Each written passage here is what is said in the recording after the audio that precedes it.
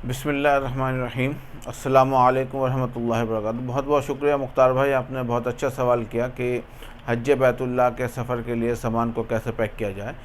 दरअसल ज़हनी तौर से हाजी बहुत ही परेशान रहते हैं कि हमें क्या क्या सामान लेके जाना चाहिए, क्या नहीं लेके जाना चाहिए। और कुछ लोग लेके जाते हैं अपनी सोच के हिसाब से, तो वो पैकिंग गलत तरीके से कर देते हैं। और जब पैकिंग गलत होती है तो वहीं से उनकी ज़हनी परेशानियां शुरू होती हैं।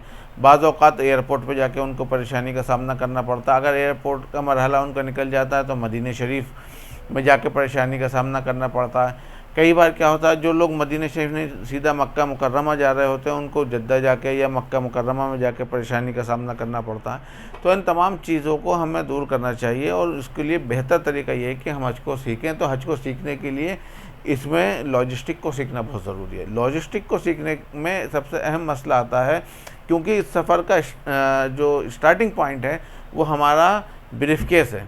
सबसे पहले जब भी आप किसी सफ़र के लिए जाएंगे तो आप सबसे पहले सोचेंगे कि मेरे पास क्या सामान होना चाहिए और उसे मैं किस चीज़ में लेके जाऊं।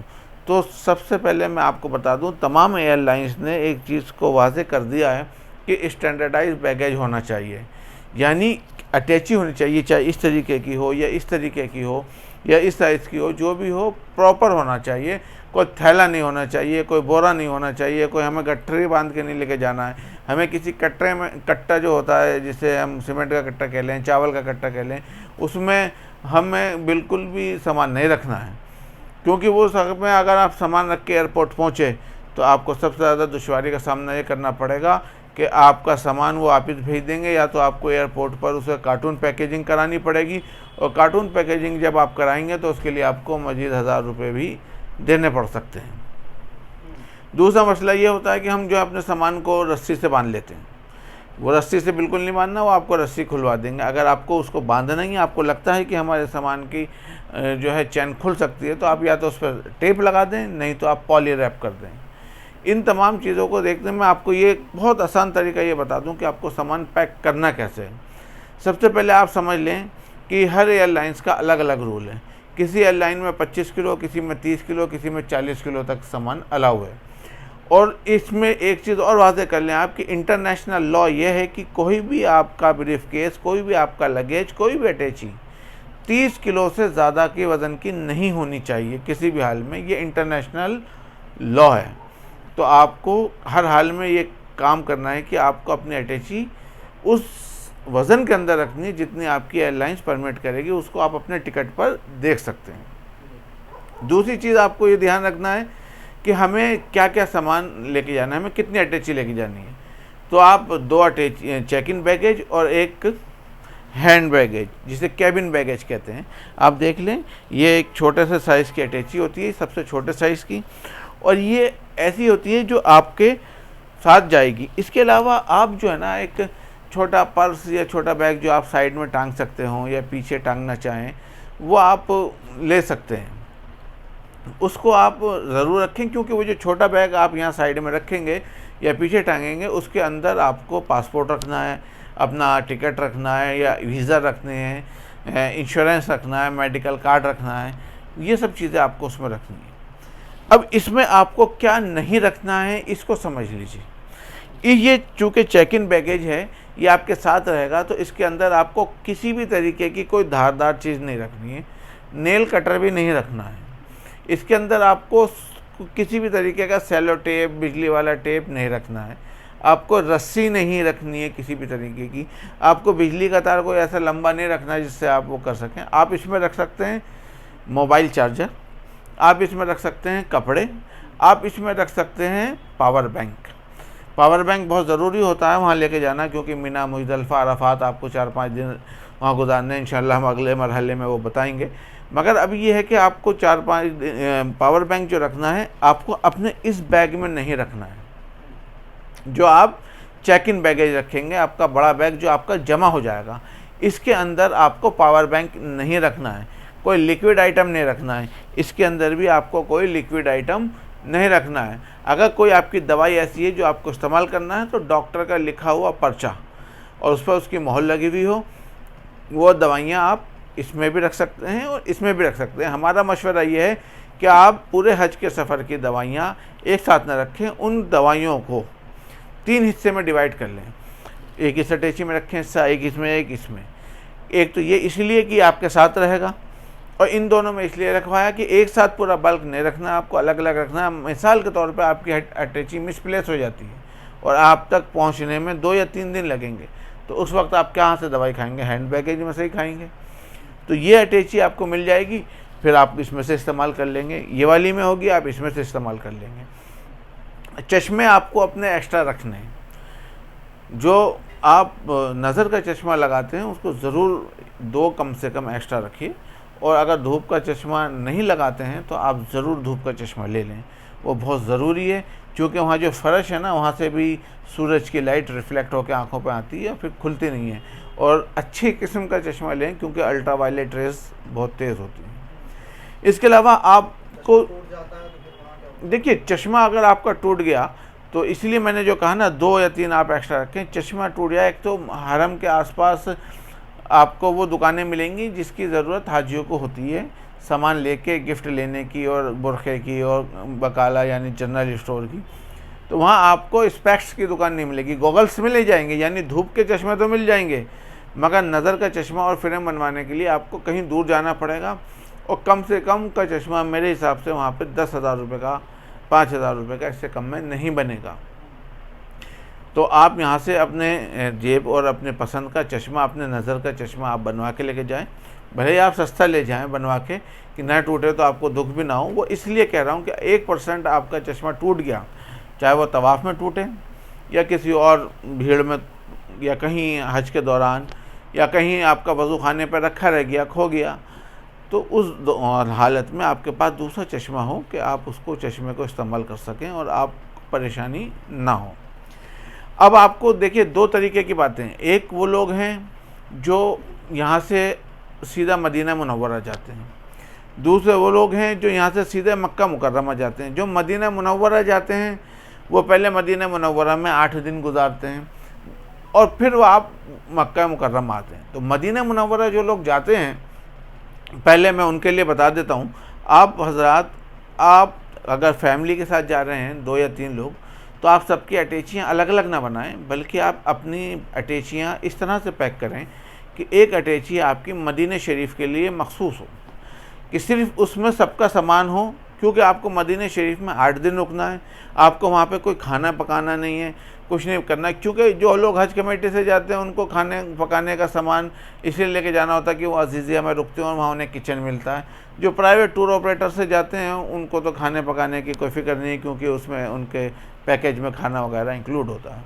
बहरहाल फिर भी चूँकि मक्का मुकर्रमा में 30 दिन रुकना है, तो उसका जाहिर सी बात है सामान भी ज़्यादा होगा, और मदीना मुनव्वरा में हमें 8 दिन रुकना है तो उसका सामान भी कम होगा।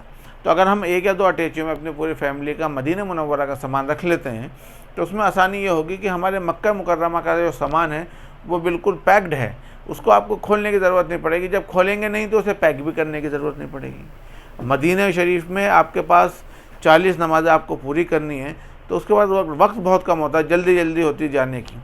तो अगर 1 या 2 अटैची खुली हुई होंगी तो 1 या 2 अटैची आपको बंद करनी होगी, जो मैं समझता हूँ आधे घंटे में आप पैक कर लेंगे। और अगर वहीं आपकी 5 अटैचियाँ खुली हुई होंगी तो अगर एक अटैची पे भी 15 मिनट लगाएंगे तो 1.25 घंटा लगेगा कम से कम, और आप थके हुए भी होंगे। इसलिए मदीने शरीफ की आप अटैची अलग कर लें, और उस मदीने शरीफ की अटैची में आप अपना एहराम ज़रूर रख लें। क्योंकि आप जब मदीना मुनव्वरा से मक्का मुकर्रमा के लिए जाएंगे तो आपको एहराम बांधना पड़ेगा, क्योंकि आपको उम्रा करना है। तो एहराम आपका मदीने शरीफ के वाले सामान में होना चाहिए।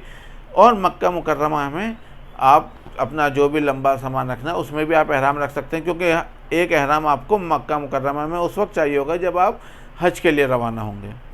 इसके अलावा आप अपने ओढ़ने की चादर रखिए, उसमें तकिए के गिलाफ वगैरह अगर आप रखना है, बिछाने की चादर आपको अगर अपनी वहाँ पे भी मिलती हैं, मगर आप अपने अगर रखना है, आप कुछ खाने का सामान, इलेक्ट्रिक केटल वगैरह, मोबाइल फ़ोन के चार्जर और डेटा केबल 1-2 एक्स्ट्रा रख लीजिए। बाज़ औक़ात डेटा केबल ख़राब हो जाती है, चार्जर ख़राब हो जाता है। और उससे भी अहम चीज़ ये कि आपको इंटरनेशनल सॉकेट रखना है। इंटरनेशनल सॉकेट क्या है कि हमारे यहाँ जो पिन है चार्जर की वो गोल होती है, और वहाँ पर जो पिन है वो चपटी होती है। तो एक इंटरनेशनल सॉकेट मिलते हैं जिसमें कई तरीके की पिन होती है, उसमें आप अपना चार्जर लगा के वहाँ लगा सकते हैं।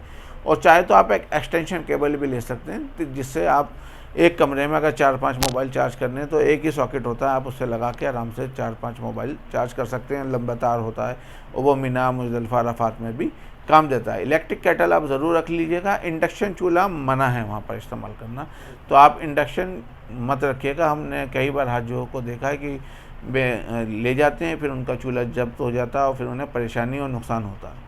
इलेक्ट्रिक केटल आप ले जाएं, उसको आप चूँकि इस्तेमाल कर सकते हैं या वहाँ से ले लें, चूँकि वहाँ पर 120 वोल्ट की लाइन होती है, हमारे यहाँ 220 वोल्ट लाइन होती है, तो दोनों में फ़र्क है। अगर आप वहाँ की इलेक्ट्रिक केटल लेंगे तो वो ज़्यादा अच्छा काम आपके साथ करेगी। लोगों को परेशानी होती है वहाँ पे प्रेस करने की, आयरन, तो हमारा मशवरा ये है कि आप यहाँ से ले जाने के बजाय वहीं से आयरन ले लीजिए, उसको इस्तेमाल करिए अपना 1-1.5 महीना, ऑकरीना, जी-पास या जौन सा भी आप लेना चाहें, और आप फिर उसको प्रेस को अपने साथ इंडिया ले आइए। तो जितने रुपए की आपने वो प्रेस ली होगी उतने से कम खर्चे में आप, अगर आप वहाँ पे लॉन्ड्री में जाके प्रेस कराएंगे तो उससे कम खर्चे में वो प्रेस मिल जाएगी। तो इसलिए वो आप ले सकते हैं, पूरी फैमिली के लिए काम देगी। तो बहरहाल हम वापस आते हैं यहाँ पर। तो आपने ये सामान पैक करना है, इसमें अपने कितने जोड़े आपको रखने हैं, और एक चीज़ का ख़ास ख्याल रखना है, क्योंकि जब हम हज के लिए जाते हैं ना, तो हमारे अजीज़ व अकारीब, हमारे बच्चे और तमाम लोग हाजियों की खिदमत के लिए आगे से आगे बढ़ते हैं। क्योंकि हाजियों की खिदमत करना सवाब है, और उसी नेक नियति के साथ कि हाजी की मैं खिदमत करूंगा, वो मुझे याद रहेगा और मैं वहाँ जाके दुआएं करूंगा। और बहुत सारे लोग खाने का सामान लास्ट मोमेंट पे लेकर आते हैं, तो इधर उधर एडजस्ट होता है। तो वो उन सब चीज़ों का आपको ख्याल रखना है कि कौन सा सामान मेरा कौन सी अटैची में रखा गया है। भले ही आपको वो एक हाथ ना लगाने दें, आप मत लगाइए, मगर खुदा के वास्ते आप अटैची के सामने बैठ जाइए कि बेटा ये सामान इस तरफ रख दो, ये सामान इस अटैची में रख दो, और एक छोटी पॉकेट डायरी में आप अटैची का कोई नंबरिंग कर कर उस पर लिख लीजिए कि इस अटैची नंबर में ये मेरा सामान रखा हुआ है। इससे 2 फ़ायदे होंगे। एक तो जब आपको वो सामान ढूंढना होगा तो आप उस डायरी से देख सकते हैं कि मुझे कौन सी अटैची में रखा था। दूसरा ये फ़ायदा होगा कि अगर उस अटैची में एयरपोर्ट पर कोई प्रॉब्लम आती है, खुल जाती है, तो आपको पता होना चाहिए कि मेरी इस अटैची में यही सामान रखा था। मिसाल के तौर पर लोग बहुत परेशान होते हैं सुई धागे के लिए। सुई धागा नहीं होता, किसी का दामन चाक हो जाता है, किसी का बटन टूट जाता है। तो सुई धागा अगर आपके पास होगा तो वहाँ आप ढूंढेंगे, बहुत दूर मिलेगा। सुई धागा बहुत छोटी सी चीज़ है, आप यहाँ से रख कर लेके जाएँ। और उससे अहम चीज़ मैं आपको बता दूँ, हम सब लोग जब शलवार या पजामा पहनते हैं तो उसमें नाड़ा या इज़ारबंद डालते हैं, वहाँ पर इलास्टिक का कॉन्सेप्ट है। आप नाड़ा या इज़ारबंद ढूंढेंगे, वहाँ पर नहीं मिलेगा, उसको आपको अपनी अटैची में रख लेना है। हैंड बैग में नहीं रखना है, सुई धागा भी इसमें नहीं रखना है, आपको इसी में रखना है, सुई धागा भी और इज़ारबंद भी। इसलिए कि वो इज़ारबंद रस्सी की शक्ल का होता है, वो उसको निकाल कर फेंक देंगे। अगर आप पॉली रैप लेके जा रहे हैं तो पॉली रैप करने के बाद एक्स्ट्रा अगर हो तो आप बड़े बैग में रखिए, हैंड बैग में मत रखिएगा। और अगर आप अनाज साथ में लेके जा रहे हैं तो आटा, दाल, चावल वगैरह ले जाएं। और बर्तन लेके जा रहे हैं तो अगर बर्तन लेके जा रहे हैं तो इस ख़ास ख्याल रखें कि कुकर का ढक्कन खुला हो और उसकी सीटी निकली हुई हो, वरना वो आपका सामान खुलवाएंगे और कुकर खुलवा कर ढक्कन हटवाएंगे। अगर आप नारियल साथ में लेके जाना चाहते हैं, जैसे नारियल का गोला है, तो बराए करम उसे फोड़ कर रख लें। खशखाश या ऐसी कोई भी नशीली चीज़ या वो दवाएं जो ममनू हैं, उसकी लिस्ट वेबसाइट्स पर अवेलेबल हैं, वो आप बिल्कुल ना लेके जाएं। और जो दवाएं आप लेके जाएं उसका प्रॉपर प्रिस्क्रिप्शन आपके पास होना चाहिए, वही दवाएं आप लेकर जाएंगे। जब आप सामान पैक करा लें, आपका सामान अच्छे से पैक हो जाए, आप एक चेक लिस्ट बना लें कि आपको क्या क्या सामान लेके जाना है आपकी, क्योंकि हर किसी की ज़रूरियात मुख्तलिफ हो सकती हैं। अब आप जैसे हज कमेटी के लोग जाएंगे या लोग जाएंगे जिनका मदीना शरीफ में खाने का पैकेज नहीं है, तो अब वहाँ पे किचन भी नहीं है, क्या करेंगे? तो उस शक्ल में आप कुछ ब्रांड के, जिनके मैं यहाँ नाम नहीं ले रहा हूँ, बहुत सारे ब्रांड आते हैं, उनके रेडी टू ईट फूड्स आते हैं, उनको आप ले जाइए। वो पैकेट आप निकालिए, 5 मिनट इलेक्ट्रिक केटल में डालिए, उबालिए, वो आपके लिए बिल्कुल तैयार होगा, आप प्लेट में निकालिए और खा सकते हैं। तो इस तरीके के फूड्स भी आप लेके जाएं। स्नैक्स आपके पास होने चाहिए, बिस्किट, रस्क या और नमकीन वगैरह, या हम जो बहुत सारे अपने घरों में पूड़ी वगैरह बना लेते हैं, चने, ड्राई फ्रूट, सत्तू, ये तमाम चीज़ होनी चाहिए वक्ती ज़रूरत के लिए। जब आप ये तमाम चीज़ें पैक कर लेंगे तो अब आपको हज के लिए रवाना होना होगा। तो बराए करम फ़्लाइट की जो शेड्यूलिंग टाइम है उससे 6 घंटे पहले आपको एयरपोर्ट पर पहुंचना रहेगा। अब आप यहाँ कहेंगे कि साहब 3 घंटे के लोग इंटरनेशनल फ़्लाइट होती है, ठीक है वो होती है, मगर हाजियों के लिए ज़रा काम ज़्यादा होता है। जो मक्का मुकर्रमा जाते हैं उनको एहराम बांधना होता है, जो मदीना मुनव्वरा जाते हैं उनके और दूसरी चीज़ें होती हैं, तो बहुत सारे काम होते हैं। आप बराए करम 6 घंटे पहले पहुँचें। अब इसमें एक चीज़ मैं यहाँ वाज़ेह कर दूँ, हज कमेटी के जो हजरात हैं, हज कमेटी से जाने वाले लोगों को एक फ़्लाइट की डेट मिलती है। मिसाल के तौर पे किसी हाजी साहब को 8 तारीख को फ़्लाइट की रिपोर्टिंग डेट दिखा रहा है और 10 तारीख की उनकी फ़्लाइट दिखा रहा है। तो 10 तारीख की फ़्लाइट वालों को 8 तारीख को हज कमेटी में जाकर रिपोर्ट करना है। जब उन्हें रिपोर्ट करना है तो उसमें करना क्या है, उसमें उन्हें करना है, उनके डॉक्यूमेंट्स लेके जाने हैं, उनके हेल्थ कार्ड लेके जाना है, हज कवर का प्रिंट आउट लेके जाना है, उन्होंने जो पैसे जमा किए थे उसकी स्लिप लेके जानी है, वो जाना है। और वो ने सबको नहीं जाना, हज के कवर हेड या कोई भी एक जाएं, वहाँ पे काउंटर लगा होगा, वो जाके रिपोर्टिंग करें। रिपोर्टिंग का मतलब ये होता है आपने उनको अपनी रजामंदी दे दी कि साहब हम इस जो आपने फ़्लाइट हमें अलॉट की है इसमें जाने के लिए हम तैयार हैं और हम रेडी हैं, हमारा सामान तैयार है, हमारे वैक्सीनेशन वगैरह सब कुछ हो चुका है। वो आपकी फ़्लाइट बुकिंग करेंगे और आपको बता देंगे कि कल अगले दिन 9 तारीख को आपको कितने बजे कहाँ पर आना है, कौन से काउंटर पर आना है। उस काउंटर पर आप जाइए, आपको मिलेगा वहाँ से आपका पासपोर्ट, वहाँ से आपका बोर्डिंग पास आने जाने का, वहाँ से आपका आई कार्ड, वहाँ से आपका कड़ा, वहाँ से आपकी ई ब्रासलेट, वहाँ से आपको मिलेगा एक हज गाइड। तो ये तमाम चीज़ें और आई कार्ड का एनवेलप, आई कार्ड का पट्टा, ये सब चीज़ें मिलेंगी। उसे अच्छी तरह से चेक करके ले लें। उसके बाद आपको 6 घंटे पहले फ़्लाइट से एयरपोर्ट पहुंचना रहेगा। एयरपोर्ट जब आप पहुंच जाएंगे, वहाँ आप अंदर जाएंगे तो आपको सबसे पहले चेक इन काउंटर मिलेगा और हज कमेटी से जाने वाले हाजियों के लिए सबसे पहले स्कैनिंग काउंटर मिलेगा। वहाँ आपको अपना सामान स्कैन कराना है। तो आपको ये पता होना चाहिए कि स्कैन जो है आप करा रहे हैं तो आपके सामान में क्या है। अगर आपने ज़रा सी भी कोई चीज़ छुपा ली और किसी के कहने में आ गया कि साहब काली पन्नी में रैप कर लो, कार्बन में रैप कर लो, देखिए उनकी जो स्कैनिंग मशीन होती है ना, वो आपके सामान के अंदर तक की हर चीज़ स्कैन कर लेती है। तो बराए करम कोई भी ममनू अशिया आप न लेके जाएं। हमने देखा है बहुत सारे लोग जो हैं कुछ ऐसी चीज़ें लेके जाते हैं जिसका वहाँ पर बेचना, वहाँ लेके जाना दोनों बैन है। तो बहुत सारे लोग यहाँ पकड़े जाते हैं, उनका सामान ज़ब्त हो जाता है।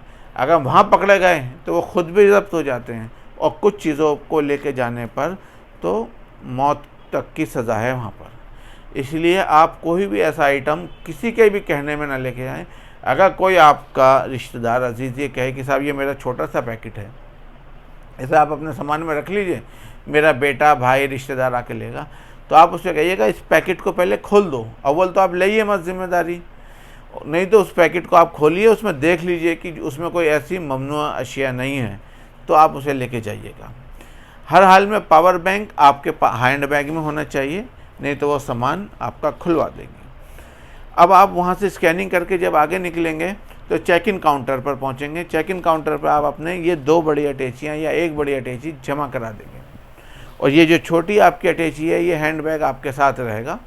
ये मैं इस वाली अटैची को इसलिए बता रहा हूँ क्योंकि इसके अंदर पहिया होता है और एयरपोर्ट पे चलाने में आपको आसानी होती है, ज़्यादा आपको तकलीफ़ नहीं होती। कुछ हाजी साहब पिट्ठू बैग भी रखते हैं। पिट्ठू बैग आपको ज़रूर रखना है क्योंकि पिट्ठू बैग आपको मिना, मुज़दलिफ़ा, अरफ़ात के लिए काम देगा। उस जगह आप जब जाएंगे मशाइर में, यानी 5 दिन जो हज के होंगे, उस वक्त आपको पिट्ठू बैग एक बना के लेके जाना होगा जिसमें 5 दिन का मुख्तसर सामान लेके जाना होगा। तो वो आप ज़रूर ले लीजिएगा और वो लैपटॉप बैग या स्कूल बैग मत लीजिएगा, बल्कि बैकपैक के नाम से या अमेरिकन टूरिस्टर और बहुत सारी अच्छी कंपनियां उसको बनाती हैं। बहुत अच्छा वो टूरिस्ट बैग होता है, ट्रैवल बैग भी कहलाते हैं, मजबूत होता है, वो लेके जाइएगा जो यहाँ से भी बन जाए आपके और यहाँ से भी बंध जाए, क्योंकि अगर वो हिलेगा तो भीड़ में फंसेगा और आप या तो सामान गिरेगा या आप गिरेंगे। तो वो आप लेकर अपने सामान में रख लीजिएगा। बाद में हम इंशाल्लाह वापसी में बताएंगे कि उसका आपको कितना काम आएगा। जब आप चेक इन सामान अपना दे देंगे, वो आपका बोर्डिंग पास देख लेंगे, टिकट देख लेंगे तो बोर्डिंग पास दे देंगे। उसके बाद आपका अगला मरहला आएगा इमिग्रेशन का। इमिग्रेशन में आपको क्या करना है कि जब आप इमिग्रेशन की जगह पर पहुँचे तो वहाँ बहुत सारे काउंटर होंगे और एक आगे लाइन खिंची हुई होगी। तो बराए करम काउंटर पर सिर्फ एक ही हाजी जाए। हमने देखा है कि एक के पीछे लाइन लगा लेते हैं। आपको लाइन लगानी है सिर्फ उस पीली लाइन तक। जब उसका इमिग्रेशन हो जाए, यानी उस हाजी के पासपोर्ट पर मोहर लग जाए और वो अंदर चले जाएँ, तो वो इशारा करेगा, या फिर आप जब वो काउंटर खाली होगा तो आप खुद बढ़ के चले जाएँ। एक बारी में एक ही आगे बढ़ें। जब आप इमिग्रेशन काउंटर से फारिग हो जाएंगे तो उसके बाद आपका सिक्योरिटी चेक का नंबर आएगा। सिक्योरिटी चेक में आपको ये ख्याल रखना है कि आपकी जेबें बिल्कुल खाली हों, उसमें कुछ मेटल ना हो, ना मोबाइल फ़ोन, ना पेन, ना घड़ी। कोशिश करें कि अंगूठी आप सब जेबें अपनी खाली रखें और उस वहाँ पर स्कैनिंग में ट्रे होगी, उस ट्रे में आप रखें, वो स्कैनर से निकल के दूसरी तरफ मिलेगी। आप लाइन में लगें, आपको सिक्योरिटी ऑफिशियल्स जो हैं वो पूरा स्कैन करेंगे, चेक करेंगे और एक मोहर लगाएंगे और आपको अंदर भेज देंगे। फिर आप अपना सामान उठाइए। अगर आप पैंट पहन के जा रहे हैं तो बेल्ट वगैरह निकाल दीजिएगा। लेदर के शूज़ होते हैं तो वो भी वो उतरवा देते हैं। तो इन सब चीज़ों के बाद जब आप सिक्योरिटी चेक का मरहला पार कर जाएंगे तो फिर आपको बोर्डिंग पास पर नंबर लिखा होगा कि आपको कौन से गेट नंबर पर जाकर बैठना है। तो उस गेट नंबर पर आप पहुँचे, उसे कहते हैं बोर्डिंग गेट। और फिर वहाँ से इंशाल्लाह आप फ़्लाइट पर रवाना होंगे। और जब आप फ़्लाइट पर रवाना होने वाले हों तो उससे पहले एक ख़ास ख्याल आपको ये रखना है कि आपको एयरपोर्ट पर ही अपनी ज़रूरियात से फारिग हो जाना है। टॉयलेट जाना है, पेशाब करना है, वज़ू करना है, नमाज़ पढ़ना है। क्योंकि अगर आप सोचेंगे कि साहब जहाज़ में बैठ के मैं वज़ू करूँगा और तो वो बहुत छोटा टॉयलेट होता है, पानी इतना होता नहीं है, वज़ू करने की ममानियत होती है, नमाज़ पढ़ने की प्रॉपर जगह नहीं होती है। तो इन तमाम चीज़ों को आपको ख्याल रखना। जो लोग मक्का मुकर्रमा जा रहे हैं तो उन्हें एयरपोर्ट से ही एहराम बांध लेना है और एहराम बांध कर 2 रकात नमाज नफिल पढ़नी है और नियत करनी है उम्रे की। अगर वो हज तमत्तो कर रहे हैं और अगर वो हज क़िरान कर रहे हैं तो उम्रा और हज की नियत करनी है। एक चीज़ और मुझे अभी याद आ रही है कि आप अपने सामान में डिस्पोज़ल्स ज़रूर रख लीजिएगा। डिस्पोज़ल्स इसलिए रखना है कि कभी कभी वहाँ ज़रूरियात ऐसी हो जाती हैं कि थका होता बर्तन नहीं धोने, तो आपके पास कोई डिस्पोज़ल प्लेट्स या गिलास या कप्स होंगे तो आप उसमें खाना खाकर उसको पैक कर फेंक सकते हैं, आपको थोड़ा आसानी होगी।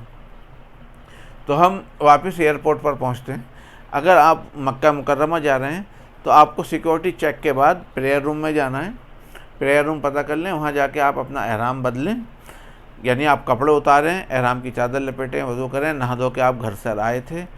और एक चीज़ ये कि जब आप घर से निकलें तो 2 रकात नमाज सलातुल हाजत पढ़ लें और अल्लाह के हुजूर ये दुआ करें कि अल्लाह इस सफ़र को मेरे लिए आसान फरमा और मेरे लिए मबरूर सफ़र इसको फरमा, कबूलियत का सफ़र अता फरमा, इसमें बरकतें अता फरमा और आपके घर की हिफाजत के लिए, आपके बच्चों के लिए, आपके अहल वयाल के लिए, जिनको भी आप पीछे छोड़ें उन सब के लिए दुआ करें।